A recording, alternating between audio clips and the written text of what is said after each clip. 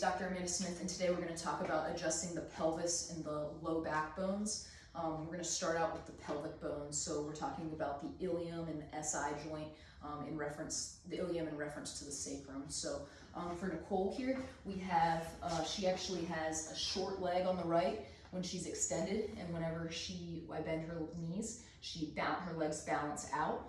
So that indicates that she has a PI ilium on this side. So I'm gonna just have you face me on this side, Nicole. And the way we're gonna adjust that is a side posture move like this.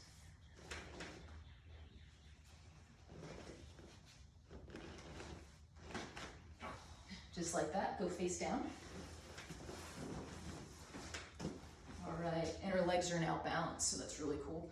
Another evaluation we can use is called Yonda's hip extension. So I'm gonna have you raise this leg as high as you can.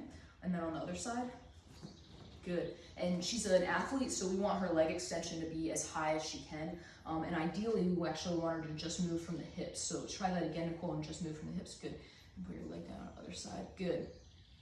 So that just shows us a lot, and we can actually challenge it with some of her thoracic spine. So if we push down on this area and raise this leg, and then on the other side, and you look to see if that gets higher or lower depending on if she has a thoracic bone that's misaligned. So ideally, like I said, we want that to get higher. So if it does, when you challenge it, then you can do a thoracic adjustment. So I'm just gonna have Nicole take a deep breath, let it all the way out. Awesome. So we'll do that, and then you can also evaluate sacrum that way. So you would put your hand and kind of block the sacrum, raise this leg, other side. Good. And the sacrum can actually rotate, and it can block a leg from extending higher or lower. So we want to just be mindful of all those things. Another adjustment that you can make for the low back to improve function would be to check these low back bones. So she feels like she has a little bit of rotation kind of right here at her thoracolumbar junction. So I'm going to have her lay actually on this side, Nicole. And we're going to do the same thing, but I'm going to pull a little bit higher. So my hand's going to be up here, and I'm going to hook that spinous process and rotate it back to center.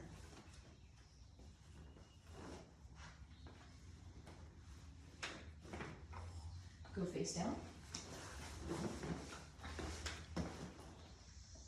So that feels much better. So Nicole, can you flip on your back?